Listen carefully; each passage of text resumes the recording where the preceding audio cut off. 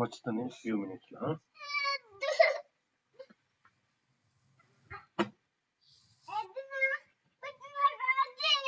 Hare Krishna. Hare Krishna. Hare Krishna. Rasraj Prabhu, could you please mute yourself? Thank you. Okay, so we'll recite the verse. Na karma nama narambhan karmanam anarambhan naishkarmyam purushosnute naishkarmyam purushosnute na cha sannyasana deva nacha sannyasana deva siddhim samadhigacchati siddhim samadhigacchati na karma nama narambhan na karmanam anarambhan naishkarmyam purushosnute naishkarmyam purushosnute na cha sannyasana deva nacha sannyasana deva siddhim samadhigacchati siddhim samadhigacchati na karma nama narambhan na karmanam anarambhan naishkarmyam purushosnute naishkarmyam purushosnute na cha sannyasana deva nacha sannyasana deva siddhim samadhigacchati siddhim samadhigacchati na karmanam anarambhan naishkarmyam purushosnute naishkarmyam purushosnute nacha sannyasana deva nacha sannyasana deva siddhim samadhigacchati siddhim samadhigacchati na karmanam ararambam na karmanam anarambhan naishkarmyam purushosnute naishkarmyam purushosnute nacha sanyat eva nacha sannyasana deva siddhim samadhigacchati siddhim samadhigacchati na karmanam anarambham na karmanam anarambhan naishkaryam purushosnute naishkarmyam purushosnute nacha sannyasad eva nacha sannyasana deva siddhim samadhi gacchati siddhim samadhigacchati Na karmanam. Oh, I'm sorry.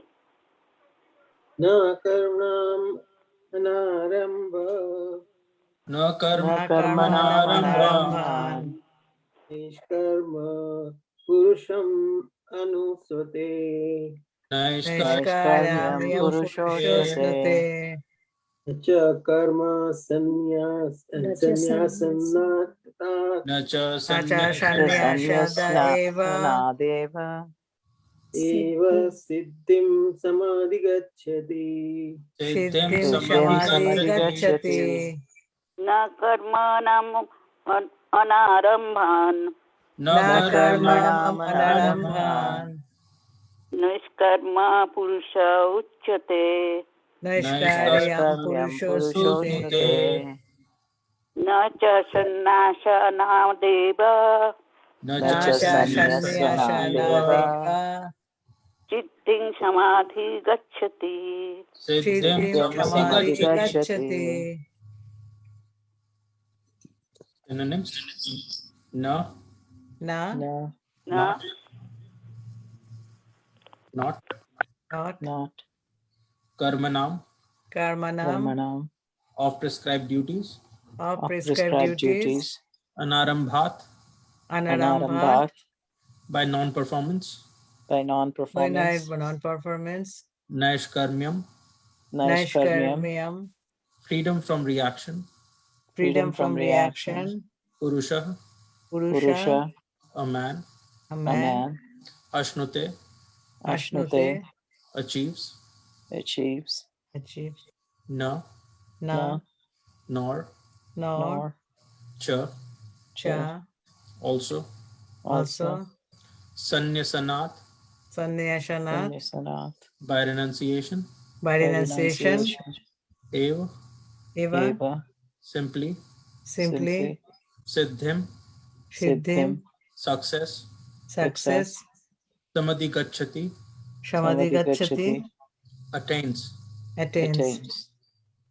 Translation and purport by his divine grace, A.C. Bhaktivedanta Swami Srila Prabhupada. Srila Prabhupada ki jai. Not by merely abstaining from work can one achieve freedom from reaction, nor by renunciation alone can one attain perfection.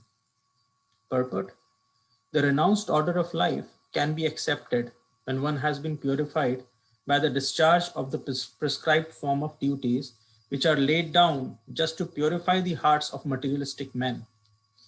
Without purification, one cannot attain success by abruptly adopting the fourth order of life, sannyas. According to the empirical philosophers, simply by adopting sannyas or retiring from fruitive activities, one at once becomes as good as Narayan. But Lord Krishna does not approve this principle. Without purification of heart, sannyas is simply a disturbance to the social order. On the other hand, if someone takes to the transcendental service of the Lord, even without discharging his prescribed duties, whatever he may be able to advance in the cause is accepted by the Lord, Buddhi Yoga. Swa alpam api asya dharmasya trayate mahato bhayat. Even a slight performance of such a principle enables one to overcome great difficulties. Namo Vishnupadaya Krishna Kashtaya Bhutale Srimati Bhaktivedanta Swamiti Namine Namaste Saraswati Devi Gauravani Prajaranya Nirvishe Shunyavadi Paschat Deshtarane. So here, this is chapter 3, verse number 4. In this chapter, Krishna is basically describing, or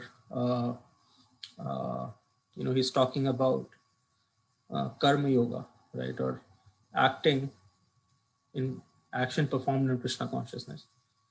And here, what Krishna is saying is, it is not possible to abstain from the reaction of work by simply abstaining from the work, right?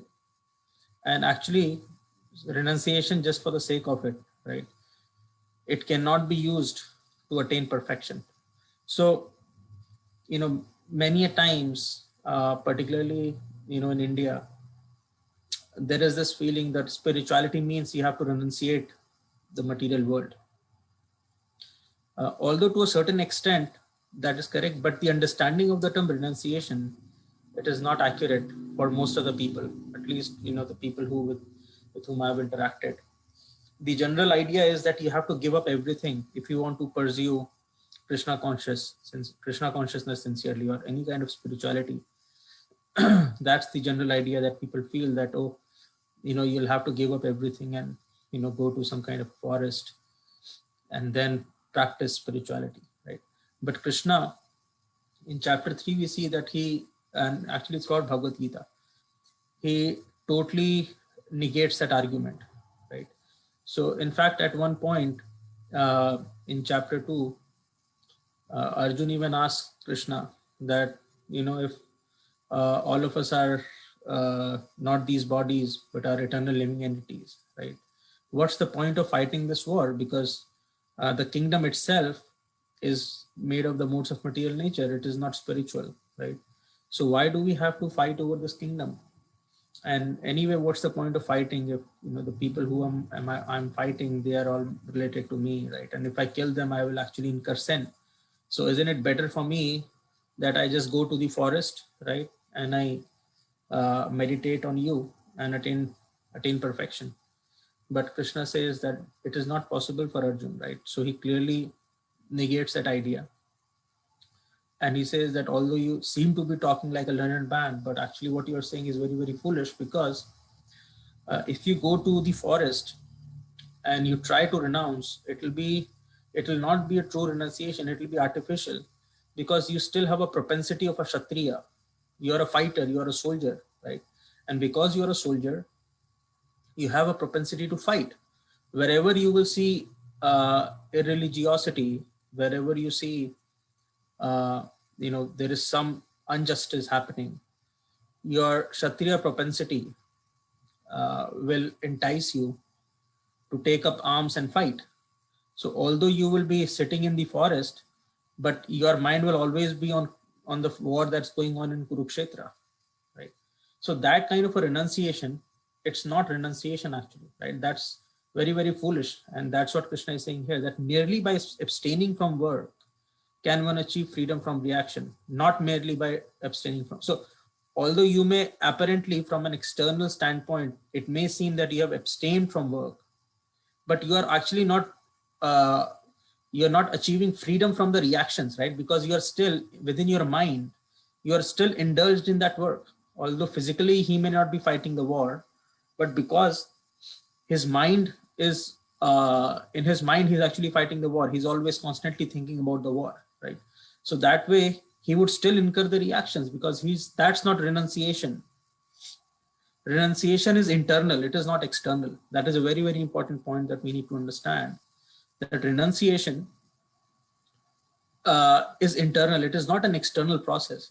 Until and unless one is a renunciate from within, there is no question of a person being actual renunciate. And in fact, many people, they may be completely indulged in their day-to-day life, apparently, right? From an external point of view, if a person looks at this person, he is totally involved in all kinds of activities, right? He's engaged in maintaining his family and everything, but internally he may be a true renunciate, right? Whereas we see so many examples where, people, they go to Vrindavan or some of these holy places, they give up their family life and everything. And even after going there, they are indulging in all kinds of materialistic activities, right? And they are always thinking about all kinds of materialistic stuff, right? So that's not renunciation. Just by wearing some saffron, going to a holy place, sitting inside a cave, does not mean that you are a renunciate. True renunciation is internal renunciation, right? And that's why Krishna is saying that by renunciation alone, you cannot attain perfection, right? By artificial renunciation, it's not possible. So renunciation is only possible when the propensity to enjoy material world, right? When the propensity, this idea that there is happiness in material engagements, that there is happiness in serving the three modes of material nature, right? As long as that idea is very, very strong within the heart, as long as we are attached to material happiness, to that extent, we will not be a renunciate, right? We are always performing some kind of an action for which there will be a reaction, right? Therefore, in the very first line of the purport, Prabhupada is saying, it's very, very important point that Prabhupada is making, right? The renounced order of life can be accepted when one has been purified by the discharge of the prescribed form of duties, which are laid down just to purify the hearts of materialistic men, right? So Prabhupada is making two very important points in this one statement. The most important point that he's making here is, what is the objective of the prescribed form of duties, right? Many people say that what was the need for Krishna to create this Varnashram system, right? If, the whole objective is to attain Krishna, why is he laying out so many rules and regulations by which the living entities can engage themselves in the material activities in this material world, right? Many people, I hear that question coming, that, if this material world, Brahma Satya Jagat Mithya, many people say that, right? Particularly Mayavadis, that, only Brahma or the spiritual dimension is the truth, and this material world does not really matter, right? But we see that Krishna has provided the Varnashram system. He is coming on this material world time and time again, right? So there is a very, very elaborate setup that Krishna has provided, right? So what was the need for that if this world had no meaning at all, right? If it wasn't there for serving any purpose. But we devotees, we do not believe that world does not really have a purpose. It has a very, very important purpose, right? And the purpose of this world is, it's like a correction facility, right? Just like, when a person, he is involved in some mischievous activities, the law of the land puts him into a facility where he could be trained, right? The objective is not to give the punishment actually. The real objective of these jails is they should work to reform the person. That is the true idea, right? And when we are in this material world, the idea of this material world is it is the medium through which we can purify our consciousness. Because Krishna does not like to interfere in our free will, right? And out of our free will, we have chosen to enjoy independent of Krishna. That's the whole purpose. I mean, that's the whole reason why we are in this material world. Mamevamsho jiva loke jiva bhuta sanatana manas asthani indriyani prakriti sthani karshati. So Krishna is saying, although these living entities, they are all my part and parcels. Mamev ansh, mam ev ansh, right? These three words. Mam means me, ev means certainly, ansh means part. So there is no doubt about it. These living entities, all of the living entities, from an ant to a human being, all of us, we are a part and parcel of the Supreme Lord. That is the absolute truth, right? Mamev ansha, jiva loke, jiva bhuta sanatana.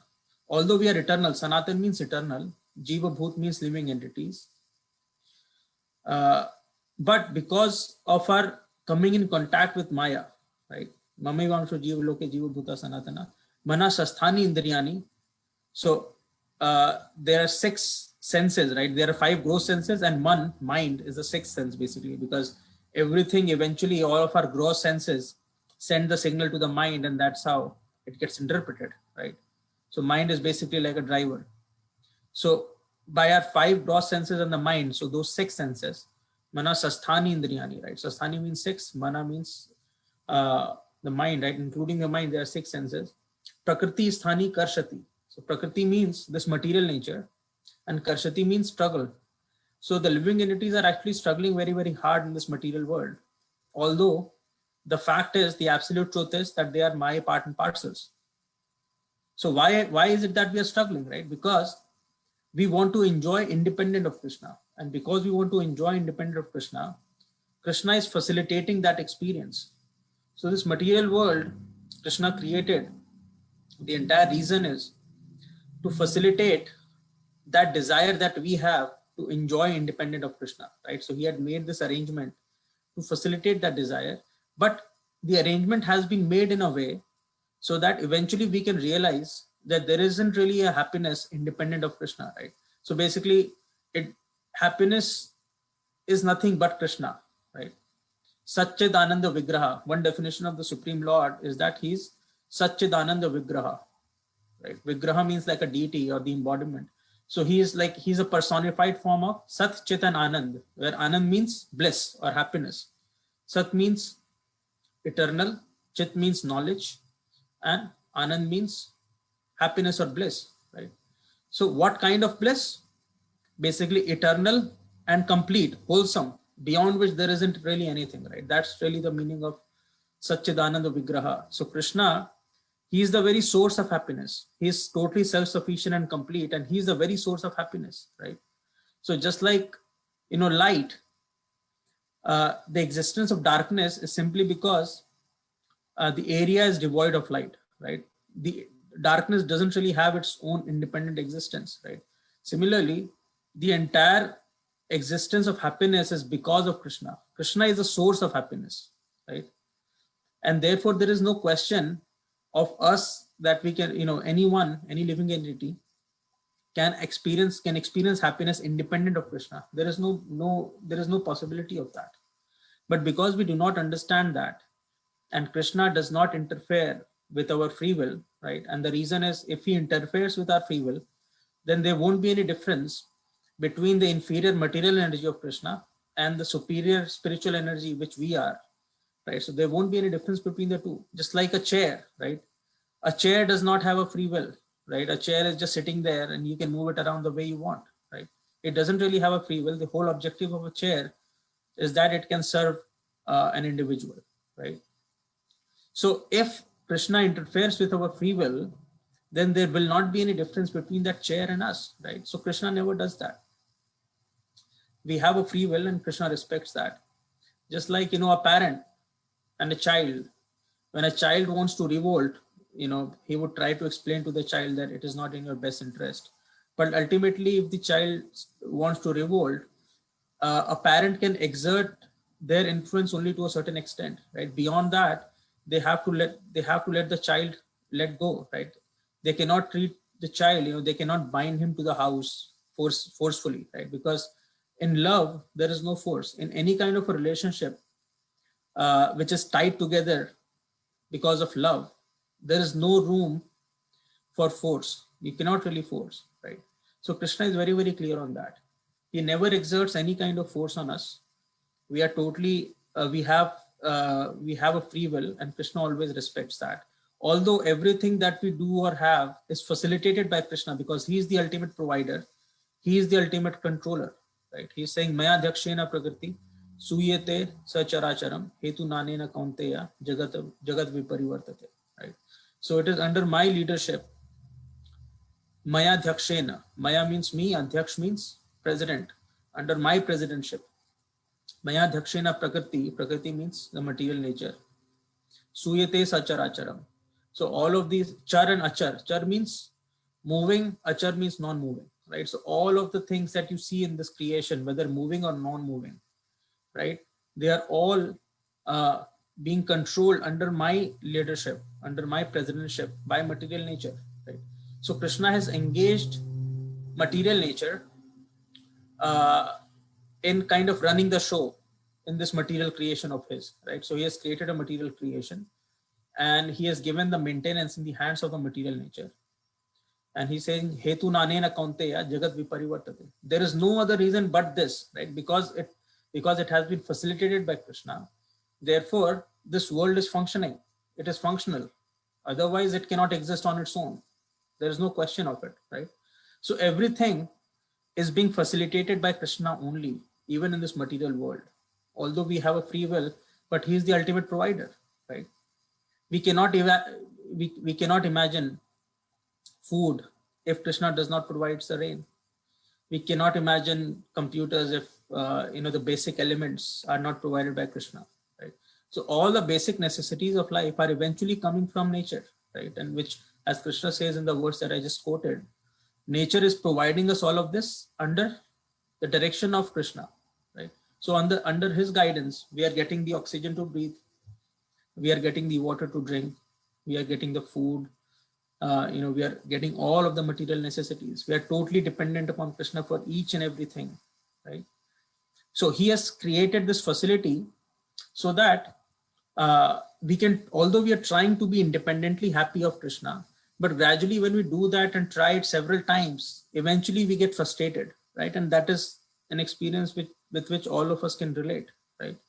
We can have some happiness in this material world, but after a certain point, you will get frustrated. So that keeps happening with all of us, no matter, how materially successful we may look. But anytime anything can happen, right? Padam padam jagavipada. So at every step, there is some danger lurking in this material world, right? Dukhalem ashashvatam. Krishna uses that term in Bhagavad Gita to define this material world, right? Dukhalem means, ale means home, dukh means morose or distress, right?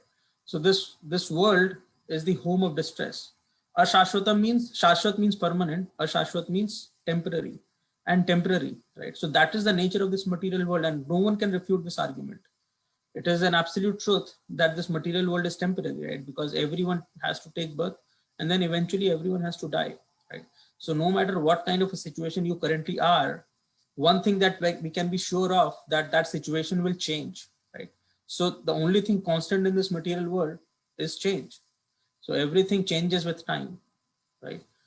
In fact, the very existence of time is because this world is temporary. Otherwise, what was the need of time? There wasn't any need. Time is simply the point, time is simply the duration between an object comes into the existence and the object ends its existence, right? Everything in between is basically, the only way for us to measure that is time, right? But imagine if there is a world where there is no birth and no death.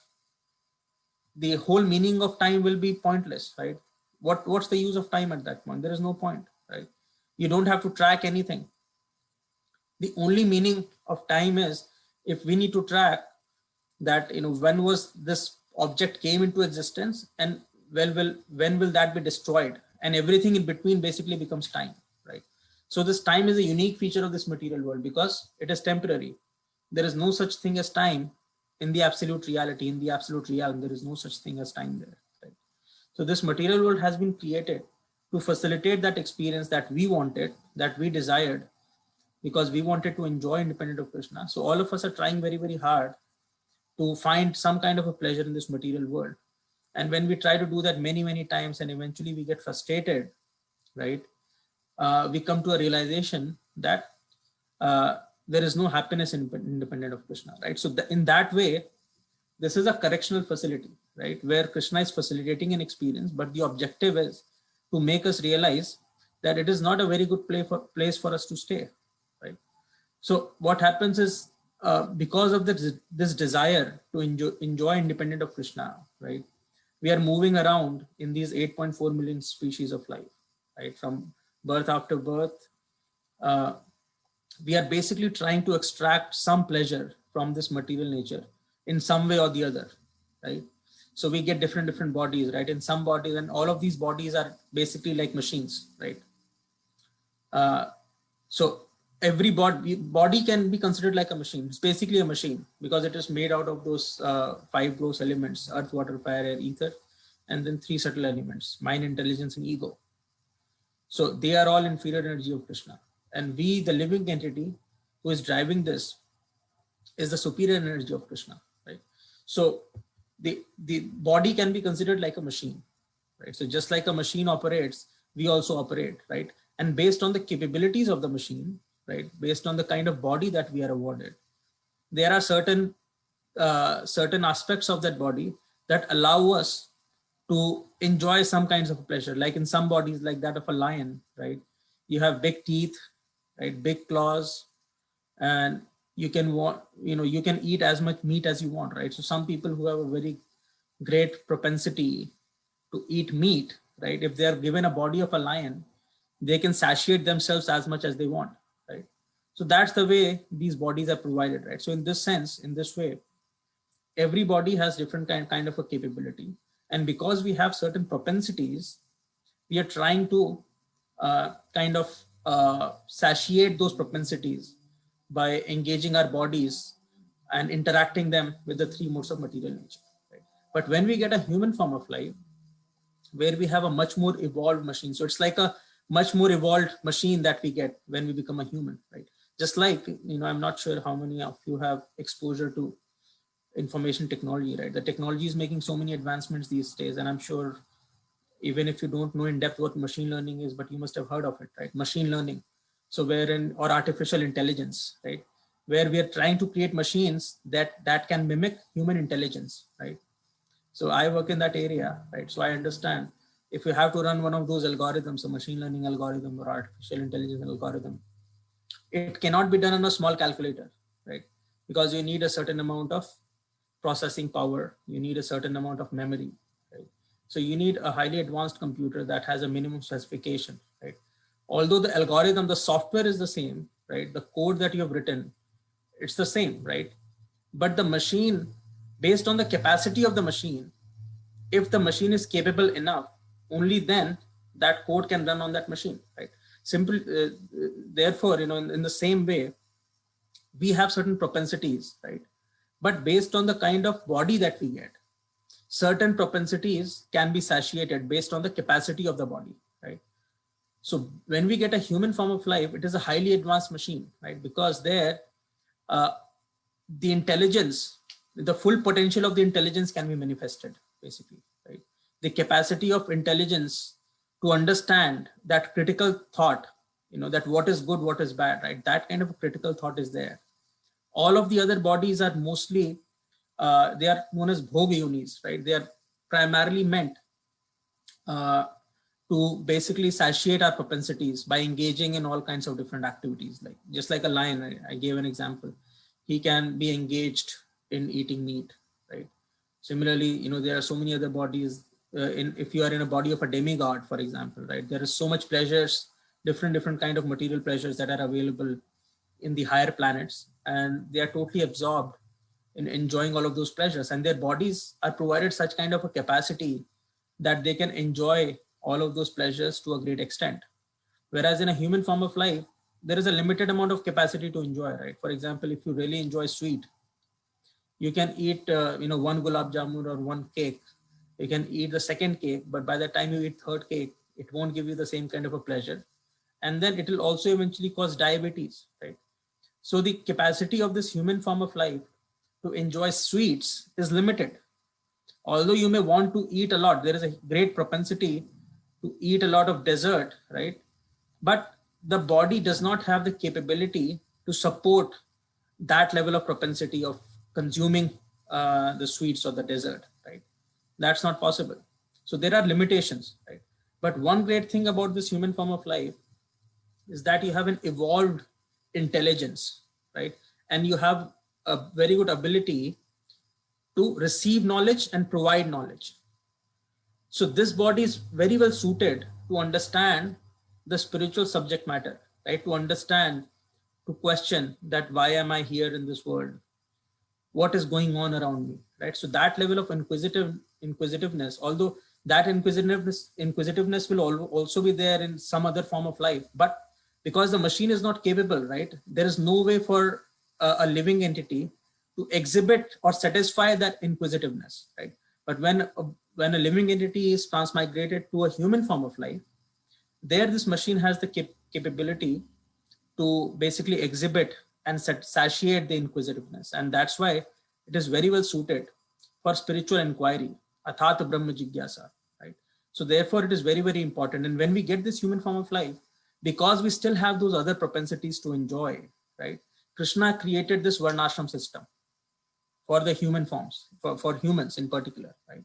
So that because it is very difficult for us to control these propensities, there Krishna provided us a way in which those propensities could be spent in a regulated fashion, in a regulated way. Just like if you are a Kshatriya and you have a propensity to fight, instead of you going wild and killing everyone, right?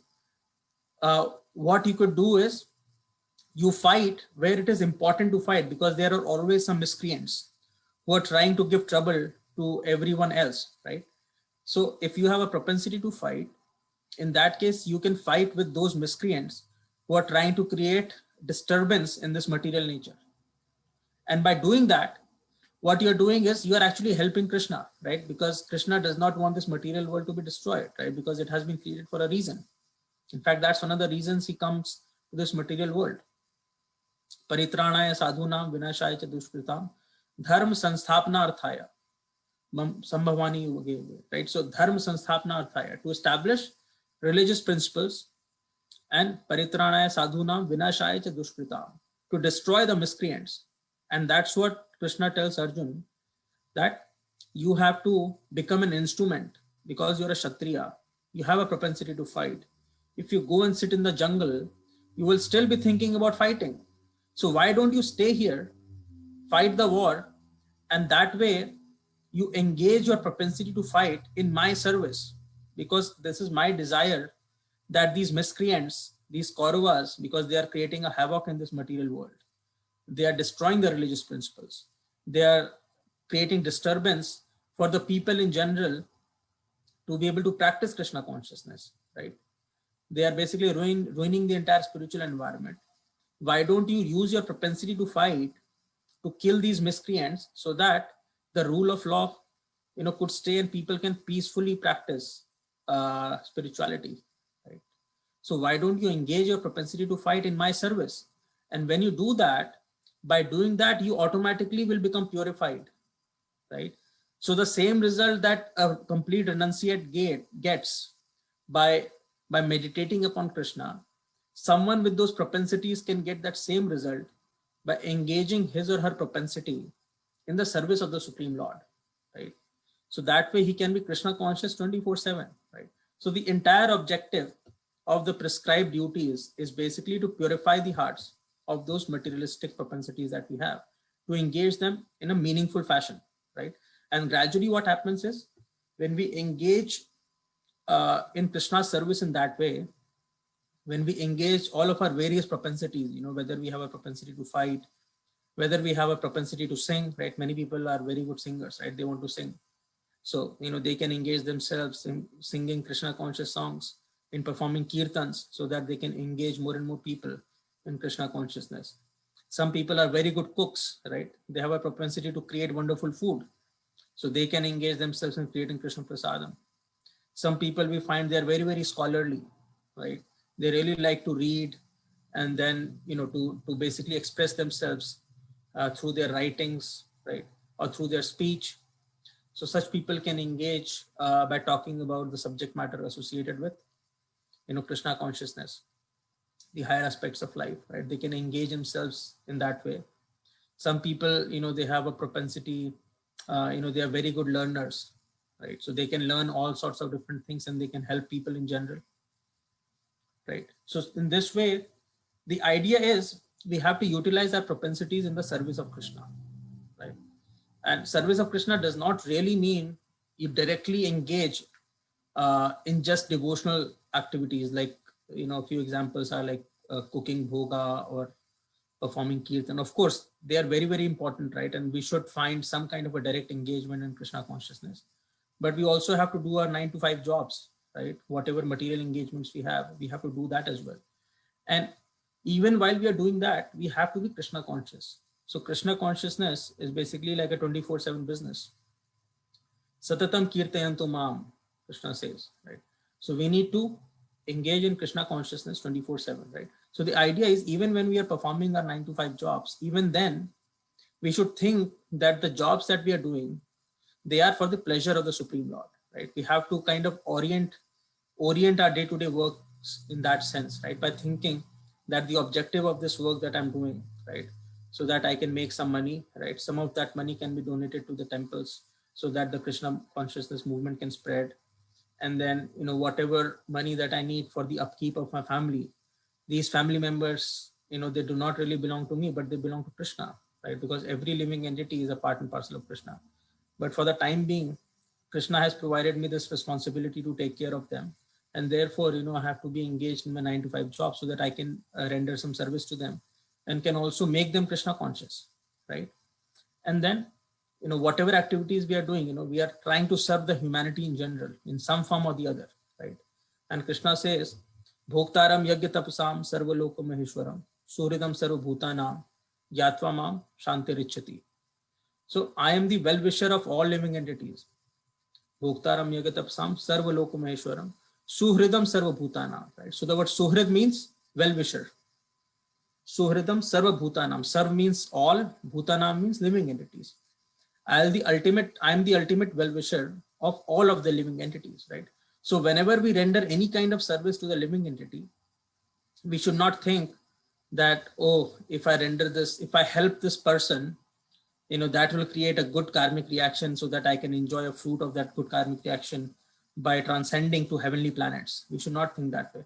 Or, some people do some kind of a charity so that they can get some political benefits out of it. Or some people do it so that they can get some kind of a, goodwill out of it, right? People will say that, oh, he's such a good person, he always is helping everyone else, right?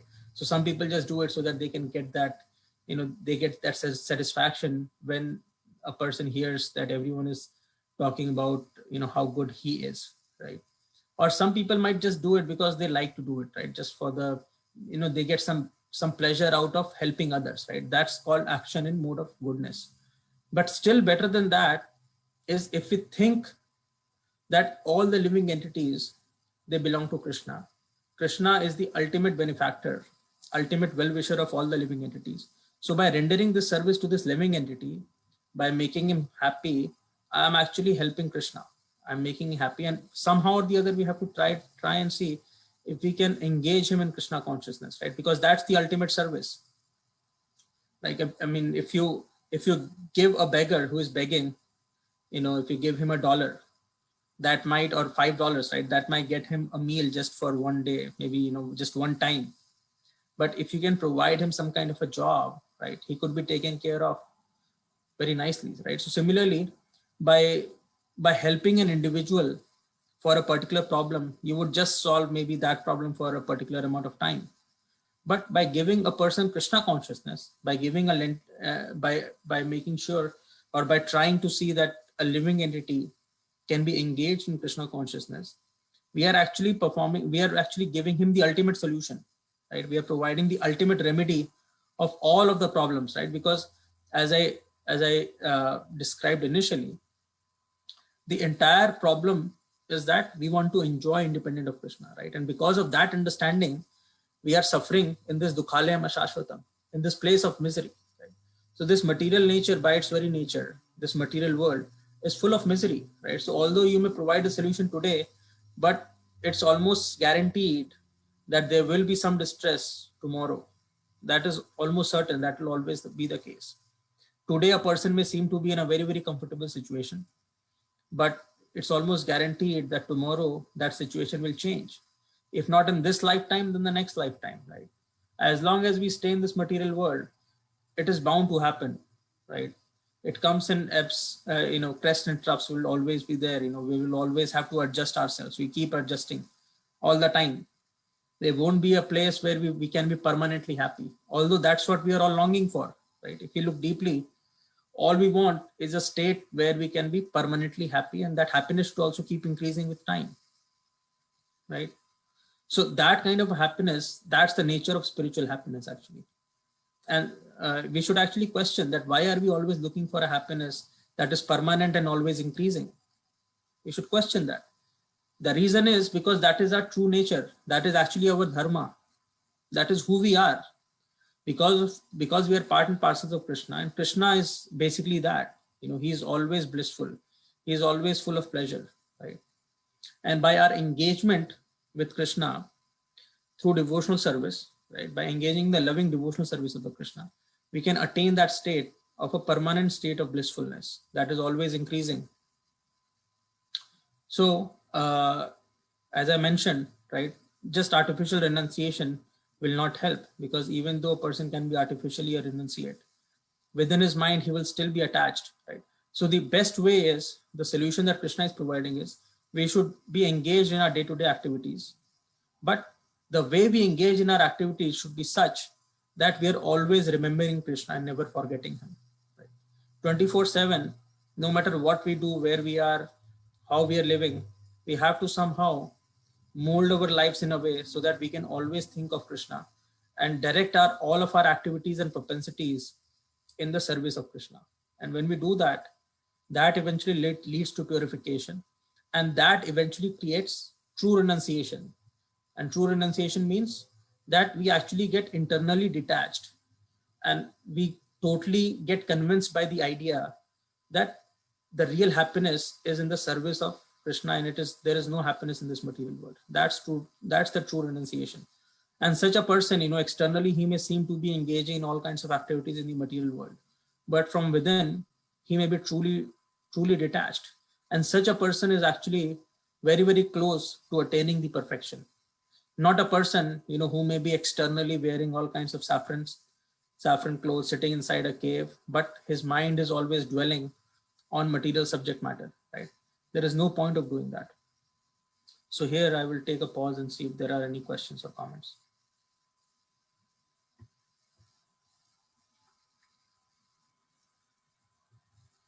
So I have a question, Ram Prabhu. Yes, Mataji. So you were talking about getting a body according to your consciousness, right? Mm-hmm. So if you look in this world, majority of life is not of higher consciousness, right? Yes. So why is the world like so full of lower consciousness? The higher consciousness, which is the human being, is really a relatively small number, right? Yes, Mataji. I mean, that's why obviously it's considered a valuable birth, which we do not value as much, Yes. Exactly. So, I mean, what kind of consciousness for example, gives you like a cockroach body or a insect body? I mean, of course, there is that Abrahma Bhuvanaloka, verse that from the smallest ant to Brahma, ultimately we are all in this material world in one sense, non-different, right? Yes, exactly. because we're still in the material world, no matter whether we're enjoying like a Brahma or we are suffering like an ant, you know.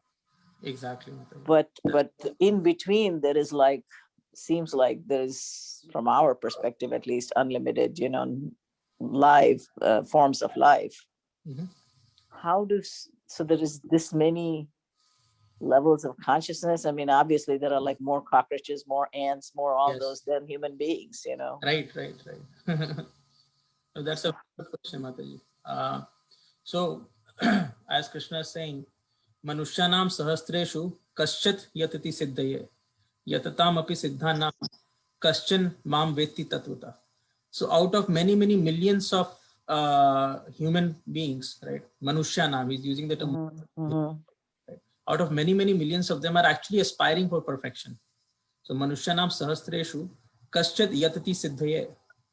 So basically, out of many millions of human beings, very few are actually aspiring for perfection, right? So as I mentioned, the quality of this human form of life, it is also like a machine, but the quality is that it has a higher consciousness, as you mentioned, and therefore this body is provided to the souls who actually have a potential to use it to endeavor for that perfection. And in the words that I just mentioned, Krishna himself is saying that out of many millions of humans who are provided this human form of life, very few actually do that. They aspire for perfection, right? So it's like if I give you a supercomputer, but you are doing 2 + 2 = 4 there, what's the point of giving you that supercomputer, right? You are wasting the resources. I would rather give you a calculator so that you can do your 2 + 2 = 4 and you stay satisfied with that. So Right. that happens. Out of many billions, how many people do you see are actually aspiring for Krishna consciousness or spiritual objectives? Very few. So the remaining out of those 7 billions, probably 6 billion plus are simply wasting their human forms. So it's like they are given us the supercomputer, but they are busy doing 2 + 2 = 4. So when the comes and the opportunity comes for their next machine, the next body, based on capacities, because they did not utilize their human forms very usefully, they are provided those other forms of lives that you're talking about. Right? Yeah, but you can fall down to that low of a consciousness. Absolutely. Why not? So Prabhupada actually used to tell a story that there was a house of this rich man, and he had many sons, right? Yeah, I remember the story. Yeah. Yeah, he Go was ahead. very attached to his sons and all of them, right? So he takes the form of a rat or of a dog. I don't exactly remember. Both. There is both. There are two user stories. One Yes. where he was constantly guarding, like the wealth, and he was concerned about the wealth, Right. And then he becomes a dog. And then there's another story Prabhupada says of a businessman, was so concerned about his factory, Yes. And he becomes a rat or a mouse in his, a rat, I think, in his factory. Right, exactly. Yeah, you're right. You can fall down to such a low level because of your super attachment, right? Yeah, exactly. I mean, just imagine Bharat Maharaj, he became a deer. What to speak of anyone else? Right.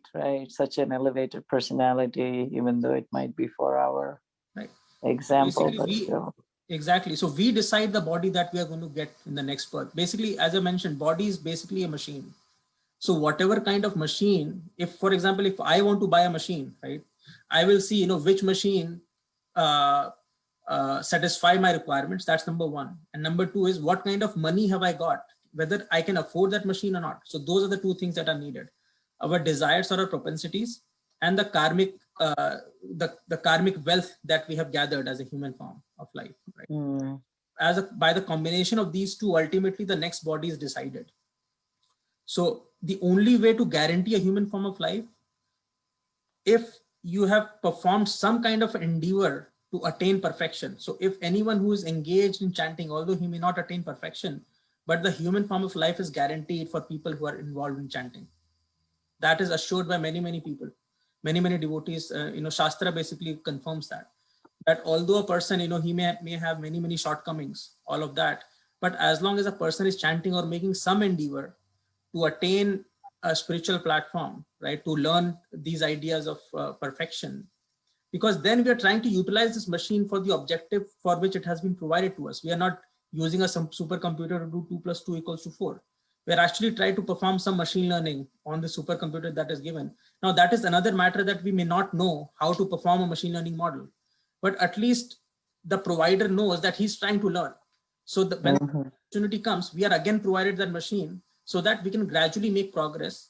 And we ultimately we get to that stage. And in fact, we get the same machine to make progress. Exactly. So the ideal way, that the only way to guarantee a human form in the next life is if we have made even a little endeavor to attain perfection when we get a human form. Only then it is possible. Otherwise, it is not possible. You will almost certainly get a lower form of life. And that's why we see so many billions of species, cockroaches, ants, birds. Right, trees. I mean, there is more trees than Exactly. than your eyes can see. Yeah, exactly. Right. And they have their different ages, right? So there are some living entities that just stay alive for like seconds. Right. And then are trees who live for thousands of years. Trees will Yes, live in that thousands of same body. Yeah, imagine living in that same body for thousands of years. Right. And a body that's not facilitating, right, your growth. Right. I mean, spiritual growth. Yes. Exactly. So these are just bhog yonis, right? So based on the propensities, if someone just enjoys roaming around naked, right, he will probably enjoy more as a body of a tree, right? So those details are not really, we don't really have to get into those details, and a lot of details are not even provided in the Shastras because it's very, very complicated beyond our conception. Right. But the only thing we need to understand is, as long as we are aspiring for perfection, a human form of life is almost guaranteed. Right, but the algorithm that gives us another body is very complex. It is very, very complex. Very complex. No, Exactly. Prabhuji, it is very sad that people who have human bodies but who have never heard of Krishna, that's why I think it's very important for us to inform and do those book distributions, because some people might be just out of sheer ignorance. They've never had a chance because they've never been exposed to it. Yeah. Like somebody has to take the trouble to tell them the knowledge, like there are some people, like some Western countries, like people who are born in India, that's why are considered more fortunate, because at least we have heard of these things. We are exposed to a spiritual background. But people who have never been, who are born in different countries in the West, if Prabhupada hadn't come to the West, a lot of these Western people would not have even heard of Krishna or even known that there was such a science as Vedic science. And so if you don't know, ignorance is sometimes, a trap. By that token, I have another question. Because a lot of Christians say the exact same thing. I heard them say the exact same thing. Who they preach, and they say, like, it's a pity that people have not heard of Jesus Christ. And they want to propagate the name of Jesus Christ. And Srila Prabhupada himself, I've heard him say, we don't have to pressure people into leaving their faith, but in fact, we recommend just them increasing their faith and true love of God. You know what I'm saying? Right. Absolutely. So even if we are in some other faith, it doesn't mean that they have to have Krishna. I mean, of course, we give it to them if they want a by some grace, they are expected to get, they have a grace to understand a higher level. That's fine. But if they can't, it is better to at least for them to practice and execute their own faith to a degree, to a sincere degree of true love of God, Absolutely, Mataji, right? So that's a good point. No, love of God is good, Prabhuji, but some people don't even know about God at all. There's they don't even have Christianity or some other religion. A lot of people, like at work, they don't even know about God. They're not, they don't go to church. Some people, they say they're Christians, they only go for Easter and Christmas. Twice a year they go to the church. So they don't go. Nobody goes to the church. Nobody practices their religion. That's what I'm saying. They don't even know about their own religion, not just... I know, but that's why when I talk to some Christians, sometimes some people are trying to follow their own faith. I always say that ultimately it's the love of God, so that's how we have to start preaching to them. We don't have to be like fanatical and say that you have to accept, this faith, Yes, Mataji, right? So 2 points, right? The point that so Devi Priya Mataji was saying, right? So to that point, Mataji, if you look, actually, the most prominent and prevalent idea from even before the science was here, religion has always been around, right? If you look Mhm. at Christianity is 2000 years old. Hinduism is of course eternal, right? Mhm. Islam came back around 1500 years ago, right? So Mhm. Prabhupada himself used to say that Jesus Christ, he himself used to say he's the Son of God, right? So he's like a spiritual master who was sent in this material world to tell about Krishna, right? So from time to time, Krishna never gives up on the living entities, right? Because he's the eternal Father. He always sends someone or the other to take care of us, right? Right. The point that you mentioned, Mataji, Geeta Mala Mataji, it is absolutely correct. If someone is actually following the teachings of Jesus Christ, he will make spiritual progress. There is no doubt about it, right? If I am following the teachings of Jesus Christ sincerely, I will certainly get a human form. A person need not just be following Krishna consciousness to qualify for the criteria to take a human form. He could still be, right? Therefore, you see, there are so many churches, right? The most prevalent places that you will see even today, you will find there are so many churches, although most of them will be empty, right, or may not be used properly. Mhm. Since time immemorial, Krishna has ensured that there is at least a knowledge of religion, a basic knowledge of spirituality that is provided to every human that is in this living on this planet, even in Kali Yuga, right? So what to speak about anyone else? But people themselves are reluctant, right? Although there are so many churches, they won't go and find out what it is. Although they are seeing a person die every minute, Mhm. and they are least bothered to inquire themselves that eventually that's going to be my faith. I will also die. So is there a way to find out that why did I take birth and why do I have to die? Although I'm a human, right? I'm always questioning, right? People are always questioning one thing or the other, this injustice, that injustice. But the biggest injustice apparently is that a person is born as a billionaire and I'm having to slog to make ends meet, right? This is a very basic question, but people are so ignorant. They do not even want to question that. And in religion, all of these answers have been provided so elaborately, right? So they are very, very lazy actually to go and actually inquire, but the facility has been provided to everyone. Right. And then there is the question of religion without philosophy and philosophy without Exactly. religion. Right. So many of these religious people are not necessarily understanding what religion really even means. Exactly. They just fanatically think that their religion is is the only way, and Yes. and there's complete lack of compassion. Exactly. They think that anybody who's not their religion has to be killed. So that is almost really attachment. Yeah, exactly. That is really extreme material attachment. Yes. Exactly, right. That's So not they're not religion. practicing spirituality, right? So just like it Yeah. happens with any other profession, right? There may be so many doctors, right? But a lot of those doctors may not be qualified enough. They may be quacks. Therefore, if you're really, really interested to pursue, medical sciences, you will go and take admission in a medical science college versus just going to someone and trying to learn it. That's why the sampradaya and the disciplic succession, all of this is so important. So people who are really, really serious to get this science, the facility has been provided. Whether it is Christianity, Islam, of course, Hinduism, anywhere else, even in Buddhism, although it may be, they are preaching Shunyavad, but at least they are saying that one has to be detached from material, the material objects. At least that much they are saying, right? So they understand that there is a birth, there is a life after death, right? They understand that much, right? So there is a lot of facility provided because people are of different propensities, right? Everyone will not come take up Krishna consciousness immediately, right?